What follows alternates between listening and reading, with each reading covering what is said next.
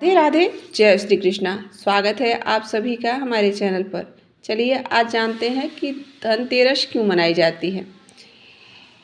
प्रत्येक वर्ष परम पवित्र कार्तिक मास आता है और इस मास में भगवान श्री हरि की पूजा आराधना करने से मनुष्य के पूर्व जन्म के समस्त पापों का नाश हो जाता है और वह परम आध्यात्मिक गंतव्य को प्राप्त कर सकता है। इस मास में किए गए कोई भी दान पुण्य जप तप यज्ञ का 1000 गुना अधिक फल प्राप्त होता है।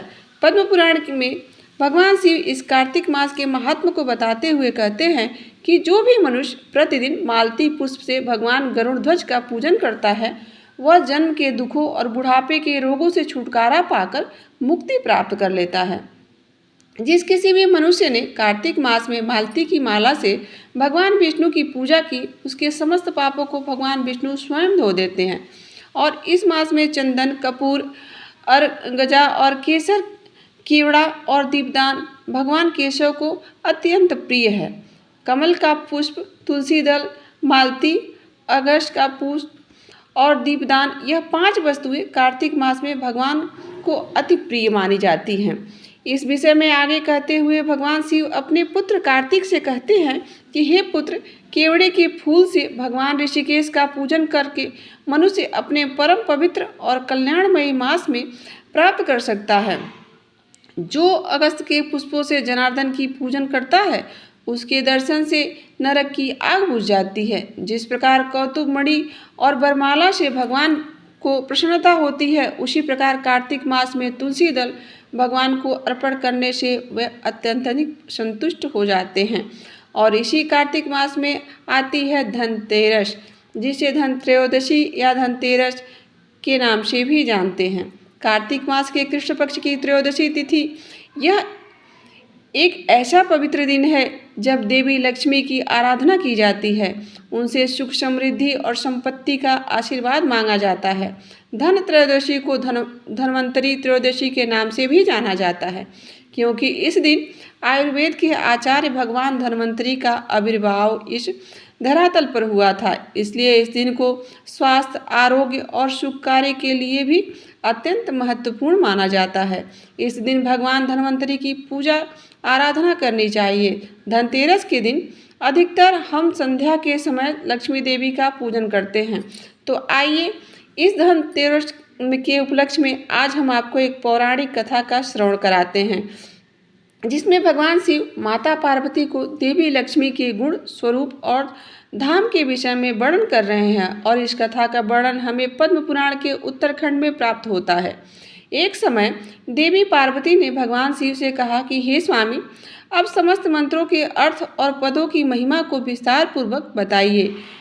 इसके साथ साथ आप परम ईश्वर के स्वरूप, गुण के विभूति और भगवान श्री विष्णु के परम धाम तथा व्यू भेदों का भी यथार्थ रूप से कृपया वर्णन करिए।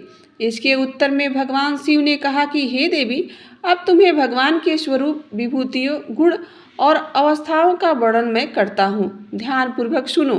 भगवान ने हाथ, पैर और नेत्र संपूर्ण विश्व में व्याप्त हैं। समस्त भुवन और श्रेष्ठ धाम भगवान के अंदर ही स्थित हैं। वे महर्षियों का मन अपने में स्थिर करके विराजमान हो जाते हैं। उनका स्वरूप विशाल और व्यापक है।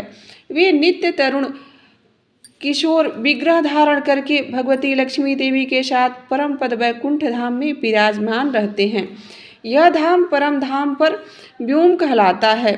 परम व्योम ऐश्वर्य का उपभोग करने के लिए और यह संपूर्ण जगत लीला करने के लिए परम धाम में भगवान का जो सुविग्रह विराजमान है वह नित्य है।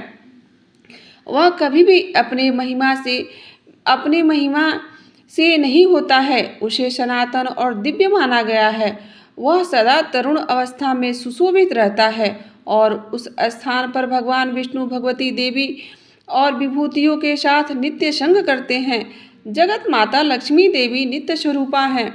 वे श्री विष्णु की कभी भी पृथक नहीं होती हैं। जिस प्रकार भगवान विष्णु सर्वत्र व्याप्त हैं उसी प्रकार भगवती लक्ष्मी भी सर्वत्र व्याप्त हैं। हे प्रिय पार्वती, श्री विष्णु, पार्वती, रमा संपूर्ण जगत की अधीश्वर और नित्य कल्याणमयी हैं। वे भगवान नारायण की शक्ति, संपूर्ण जगत की माता और सबको आश्रय प्रदान करने वाली है। स्वाधार और जंगम स्वरूप में सारा जगत उनके कृपा कटाक्ष पर निर्भर रहता है। विश्व का पालन और संहार उनके नेत्रों के खुलने और बंद होने से होता है। वे महालक्ष्मी सबकी आदिभूता, त्रिगुणमय और परमेश्वरी हैं। व्यक्त हैं और अव्यक्त भेद से उनके दो स्वरूप हैं। उन दोनों स्वरूपों में संपूर्ण विश्व को व्याप्त करके स्थित हैं। जल आदि रस के रूप में भी लीलामय देह धारण करके प्रकट होती हैं। लक्ष्मी रूप में आकर वे धन प्रदान करने की अधिकारी बनती हैं और ऐसे स्वरूप वाली स्वयं लक्ष्मी देवी भगवान श्री हरि के आश्रम में रहती हैं। समस्त वेद और उनके द्वारा जानने योग्य जितनी भी वस्तुएं हैं वे सभी देवी लक्ष्मी के ही स्वरूप में हैं और स्त्री के स्वरूप में जो कुछ भी गुण उपलब्ध होते हैं वे सभी लक्ष्मी जी का ही विग्रह कहलाता है।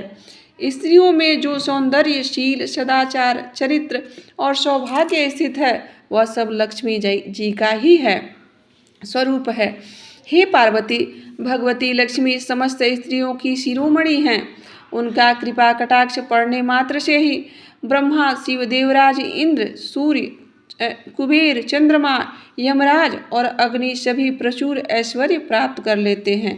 इस भगवती देवी लक्ष्मी के नाम इस प्रकार है: लक्ष्मी, श्री कमला, विद्या माता, विष्णु प्रिया, सती, पद्मा, पद्महस्ता, पद्मश्री, पद्म सुंदरी, भूतेश्वरी, नित्या, सत्या, सर्वगता, शुभा, विष्णुपत्नी, महादेवी, शिरोतनया, रमा, अत्यंत लोकनी, भूलीला, सर्व सुख प्रदा, रुक्मिणी, सर्ववेदवती, सरस्वती, गौरी, शांति, स्वाहा, रति, नारायणी, वाराही, रोहा तथा विष्णु और नित्या, पद्मिनी यानी जो भी सदा श्री विष्णु के समीप रहने वाली हैं। जो भी मनुष्य प्रातःकाल उठकर इन समस्त नामों का पाठ करता है उसे बहुत बड़ी संपत्ति और विशुद्ध धन धान्य की प्राप्ति होती है और इसमें कोई भी संदेह नहीं है।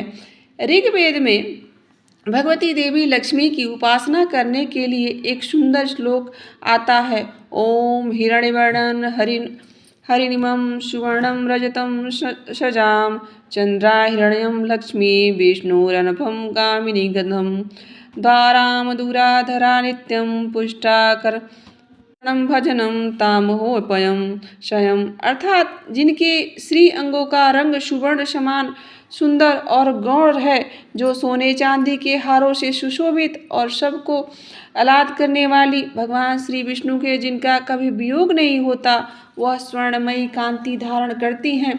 उत्तम लक्षणों से विभूषित होने के कारण जिनका नाम लक्ष्मी है, जो सब प्रकार की सुगंधों का द्वार से जिन्हें परास्त करना कठिन है, जो सदा सभी अंगों से पुष्ट रहती हैं, गाय के सूखे गोबर से जिनका निवास है और जो समस्त प्राणियों की अधीश्वर हैं, उन भगवती श्री देवी का मैं अपने यहाँ आवाहन करती हूँ।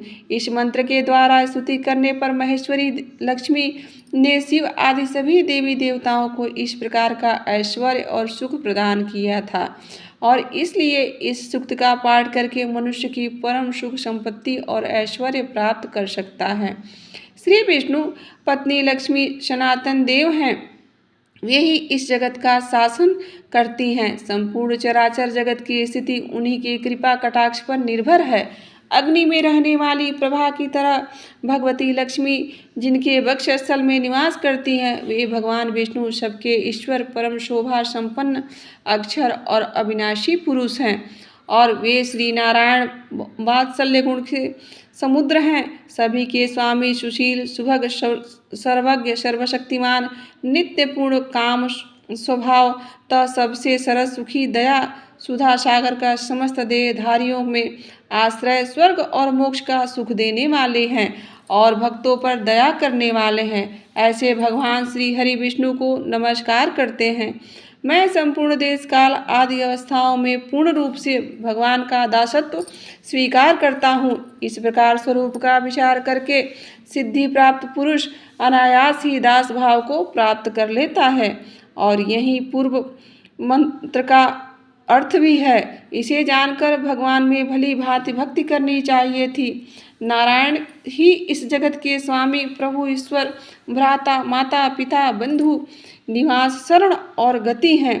भगवान लक्ष्मीपति कल्याणमयी वाले जो इस प्रकार इन स्तुतियों और इस कथा के माध्यम से धन त्रयोदशी के दिन हमें देवी लक्ष्मी की उपासना करनी चाहिए, क्योंकि देवी लक्ष्मी अब तक हमारे ऊपर अत्यधिक प्रसन्न होती हैं और माता देवी लक्ष्मी की कृपा हमारे ऊपर तभी बनती है जब उनके स्वामी भगवान श्री हरि विष्णु के का स्मरण उनके साथ किया जाता है। कई स्थानों पर देवी लक्ष्मी को अकेले ही पूजा की जाती है, लेकिन वास्तव में जब लक्ष्मी देवी की पूजा भगवान नारायण के साथ की जाती है और जिन घरों में परम भगवान श्री विष्णु श्री नारायण कथा कीर्तन श्रवण और पूजन होता है, उन घरों में देवी लक्ष्मी का निवास सदैव रहता है। तो इसलिए इस दिन धन त्रयोदशी के अवसर पर इस कथा का वर्णन श्रवण करना चाहिए। इसे सुनने से मनुष्य के समस्त पूर्व जन्म के पाप नष्ट हो जाते हैं। इसके श्रवण मात्र से मनुष्य के हृदय में भगवती देवी लक्ष्मी और भगवान नारायण के प्रति भक्ति का उदय होता है और वहीं पे सात्विक, सनातन और शाश्वत सुख की प्राप्ति होती है। सबसे बड़ा धन भगवान का प्रेम ही होता है। भगवान का प्रेम, भगवान की भक्ति ही सबसे बड़ा मनुष्य का धन होता है और बाकी सारे भौतिक सुख, संपत्ति, ऐश्वर्य उसके पीछे पीछे अपने आप चले आते हैं।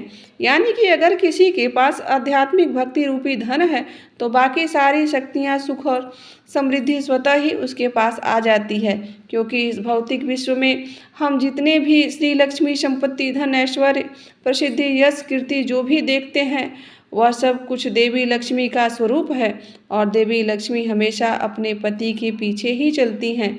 यानी कि अगर भगवान श्री हरि विष्णु नारायण की पूजा अर्चना की जाए तो माता लक्ष्मी अपने आप आपको संपत्ति, ऐश्वर्य और सुख समृद्धि स्वतः ही चलकर आपके पास आना प्रारंभ हो जाएगा। माता लक्ष्मी आपके यहाँ स्वयं ही आगमन करेंगी। इसलिए इस धन त्रयोदशी पर देवी लक्ष्मी के प्रसन्न करने के साथ साथ भगवान नारायण की भी पूजा, कथा, कीर्तन और उनके महात्म का वर्णन अवश्य करना चाहिए। तो यह थी आज की धन त्रयोदशी की कथा। हम आशा करते हैं कि आपको हमारी आज की वीडियो ज़रूर अच्छी लगी होगी। अगर अच्छी लगी होगी तो हमारे चैनल से भी जुड़ जाइए और हमें कमेंट करके अवश्य बताइए कि आपको हमारी वीडियो कैसी लगी। तो बंद करते हैं और मिलते हैं अगले किसी वीडियो के साथ, अगले किसी इसी तरह की जानकारी और कथा कहानी के साथ।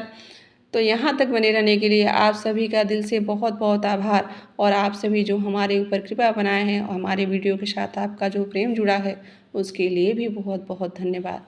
मिलते हैं कभी और किसी और वीडियो के साथ। राधे राधे दोस्तों।